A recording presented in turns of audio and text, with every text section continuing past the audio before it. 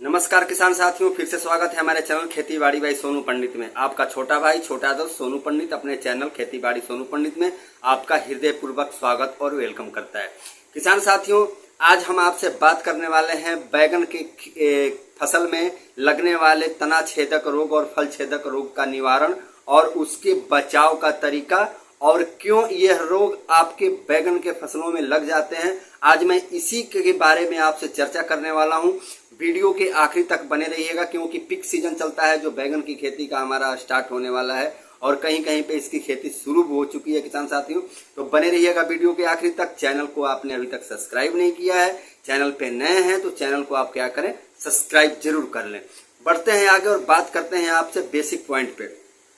किसान साथियों, आपने अक्सर देखा होगा कि जब या आप मार्केट में जाते हो या किसी किसान के पास आप जाते हैं तो आपने अक्सर देखा होगा कि बैगन का जो बैगन जो होता है, बैगन के बीचों बीच या साइड में या ऊपरी हिस्से में या निचले हिस्से में जो बैगन का जो फल होता है, जो उसकी फलियां होती है, आपने देखा होगा कि उसमें छोटा छोटा काले रंग का सुराख होता है और उसको बीच से काटने पे उसमें कीड़े निकल जाते हैं, तो उसको बोलते हैं फल छेदक रोग। और आपने बैगन के खेतों में जा करके जहाँ पे बैगन की खेती की हुई है, बैगन की फसल की खेती की बुआई की हुई है, आपने वहाँ भी देखा होगा, आपने कभी ध्यान दिया होगा या आप अगर बैगन की खेती करते होंगे तो आपको यह चीज़ जानकारी होगी कि कैसे आपके बैगन के ऊपरी हिस्सों में या आपके बैगन के पौधों के उस जगह पे जहाँ पे जगह वो स्पेस मुलायम जगह हो या पत्तियां हो गया, ऊपर का हिस्से का टहनी हो गई या बैगन के पौधे के किसी भाग के ऊपरी हिस्से में क्या होता है, जैसा कि आपके डिस्प्ले पे मैं दिखा रहा हूं, आपके वहां पे क्या होता है कि वह जगह क्या होता है, ऊपरी वाला भाग झुलसा टाइप का हो जाता है, यानी वह टूट करके गिरने लगता है। तो किसान साथियों, उसी को बोलते हैं हम बैगन का तना छेदक और फल छेदक रोग। यह एक गंभीर समस्या बनी हुई है और आज से नहीं वरन बहुत सालों से यह रोग चलते आ रहा है बैगन में खासकर, और इससे काफी ज्यादा बैगन के फसलों को लेकर के हमारे किसान साथियों को नुकसान भी झेलना पड़ जाता है, क्योंकि यह रोग लग जाने के कारण बैगन का जो होता है, बैगन का बाजार और उसका मार्केट भाव भी उसको सही ढंग से नहीं मिल पाता है और हमें जिस मात्रा में बैगन का उत्पादन चाहिए होता है वह भी हमें क्या होता है कि नहीं मिल पाता है। तो आज मैं आपको उसका ऐसा एक रामबाण और अचूक दवा का नाम बताऊंगा और स्प्रे करने का आपको तरीका बताऊंगा कि यह दवा आपको 100% नहीं, कह लीजिए 210% आपको सारे दवा फेल कर जाएंगे उस दवा के आगे। बस हमारे बताए गए तौर तरीके और विधि से बस उस दवा का स्प्रे आपके बैगन के फसलों पे कर देना है रकबे के हिसाब से। जी हाँ किसान साथियों, आपको एक एक चीज में बारीकियां बहुत गहन विचार विमर्श करने के बाद मैं अपने वीडियो के माध्यम से आपके साथ शेयर करता हूं, क्योंकि हमें मालूम है कि हमारे बताए गए एक भी अगर चीज का आपको अगर मिस्टेक हो गया तो आपके खड़े के खड़े फसल खराब हो सकते हैं। इसलिए हम बहुत सावधानी पूर्वक और गहन विचार विमर्श करके ही आपको हम वह चीज बताते हैं और जानकारी देते हैं और उसके साथ साथ हम प्रैक्टिकली तौर पे उसको आजमाइश कर लेते हैं। अगर उससे रिजल्ट बढ़िया आता है तो ही हम आपको वह चीज बताते हैं। इस चीज के लिए आप कंफर्म रहिएगा, जो भी हम जानकारी आपको देते हैं वह आपको बगैर अपना खुद हम आजमा लेते हैं, उसका ट्राई कर लेते हैं, फिर आपको वह जानकारी देते हैं। जी हाँ किसान साथियों, चैनल को आप सब्सक्राइब कर लें अगर अभी आप तक सब्सक्राइब नहीं किया है तो। अब आ जाते हैं किसान साथियों कि यह रोग जो होता है बैगन का तना छेदक और फल छेदक रोग होता है, यह क्या करता है कि फ्लोवरिंग और फ्रूटिंग दोनों को ये खत्म करने लगता है, यानी फूल को भी खत्म करता है और टहनी को भी क्या करता है, यह खत्म करने लगता है और साथ साथ में जो उसमें फल लेते हैं बैगन का, जो उसमें बीज लेता है वह भी क्या करता है, उसको भी वो नष्ट करने लगते हैं।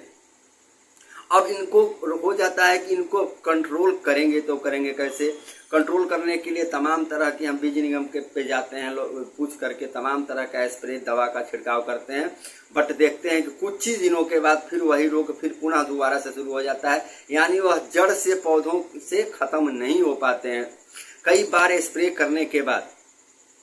और दूसरी बात क्या होता है कि उनके साथ साथ यह जो रोग होता है आपके खेतों की मिट्टियों को भी यह खराब करता है। बैगन के बाद अगर और भी किसी फसल का आप खेती करते हैं तो उसमें भी क्या करता है कि यह ज़्यादा क्षति पहुंचाना शुरू कर देता है, यानी यह जड़ से खत्म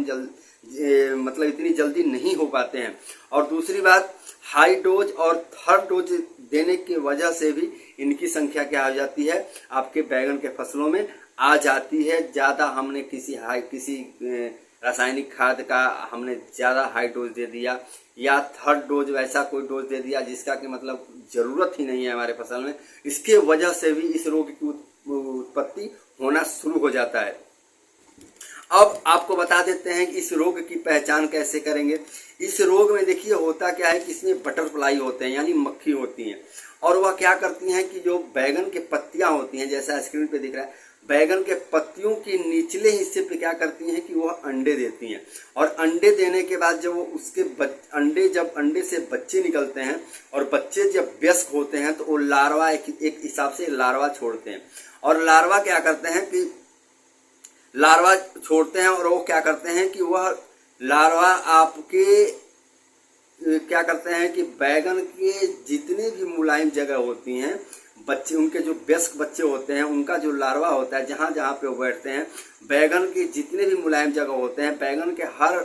ऊपरी हिस्से पे, किसी भी भाग के टहनी के ऊपरी हिस्से पे आप कहीं भी देखेंगे बैगन के फसल में, तो आपको जैसा स्क्रीन पे मैं आपको दिखा रहा हूँ, आपके टाइट जगह पे वो नहीं बैठते हैं, मुलायम जगह पे या तो बैगन के फल पे बैठेंगे, बैगन के फसल पे बैठेंगे, या उनके मुलायम टहनियों पे, या उनके फुनगी जो होती है ऊपर का भाग होता है जो काफ़ी कोमल होता है, उन पे वो बैठते हैं और उसी को क्या करते हैं वो खाना शुरू कर देते हैं, जिससे कि आपके खड़े के खड़े बैगन के फसल जो होते हैं ऊपर से ही सूखना शुरू हो जाते हैं। और उसका जो फसल होता है, बैगन का जो फल होता है, वो भी क्या होता है कि बेकार नष्ट हो जाते हैं, वो चौपट हो जाते हैं, ना वो ग्रोथ कर पाते हैं और ना वो बढ़िया वो उसका फसल होता है, और अंदर ही अंदर उनको खाना वो शुरू कर देते हैं। अब उसका करेंगे कि भैया कि इसका कोई उपाय कैसे करेंगे। किसान साथियों ध्यान से सुनिएगा, आपको मैं बता रहा हूं, आपको करना क्या है कि डो कंपनी का ट्रेसर एक दवा आती है, जैसा स्क्रीन पे आपको दिखा रहा हूं, डो कंपनी का ट्रेसर दवा आती है, क्योंकि थोड़ा ये कॉस्टली पड़ता है, महंगा पड़ता है, और बार बार सस्ती दवाई का स्प्रे करने से अच्छा है कि आप एक बार में ही ऐसा दवा का छिड़काव कर दें कि आपको हमेशा के लिए उस बैगन के फसल में, जो आपने फसल की खेती की है बैगन की, हमेशा के लिए जब तक आपका वो पौधा रहे, फसल रहे उस पीरियड में खेत में, तब तक इस रोग का दूर दूर तक कोई टच या छुआई ना हो। तो आप एक बार ही महंगा दवाई का ही छिड़काव करें, बट एक बार में ही उनको खत्म करने की कोशिश करें। तो आपको डो कंपनी का ट्रेसर लेना है जो कि 7 ml का आता है, 7 ml का होता है। आपको 15 लीटर पानी के साथ, और एक आता है इक्का, जैसा स्क्रीन पे आपको देख रहे हैं, इक्का पाउच में आता है, उसको 1 ग्राम पर लीटर पानी के साथ, और उसके साथ साथ आप कोई सिलिकन का पाउच ले लें। सिलिकन क्या होता है कि दवा को क्या करता है, जब आप दवा में मिक्स कर देते हैं, तीनों को आप मिक्स करेंगे, मिक्स करके जब स्प्रे करेंगे तो क्या करता है, सिलिकन को पौधों में चिपका देता है, यानी दवा गिरते नहीं है आसानी से पौधों से नीचे। तो आपको करना क्या है, डो कंपनी का ट्रेसर 7 ml 15 लीटर पानी में, इक्का लेना है आपको 1 ग्राम पर लीटर पानी के हिसाब से, और सिलिकॉन लेना है, सिलिकॉन 1 पाउच छोटा सा आप ले लें,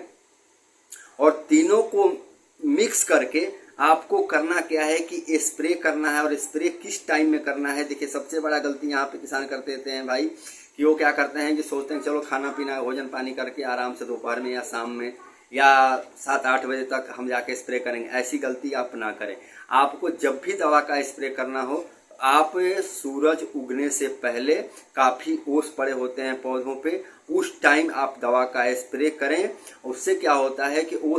ओस से भीगने के कारण दवा क्या होता है कि ऊपर से लेकर के उसके जड़ों तक क्या करता है, बारीकी से आसानी से क्या होता है, पूरे पौधे को वह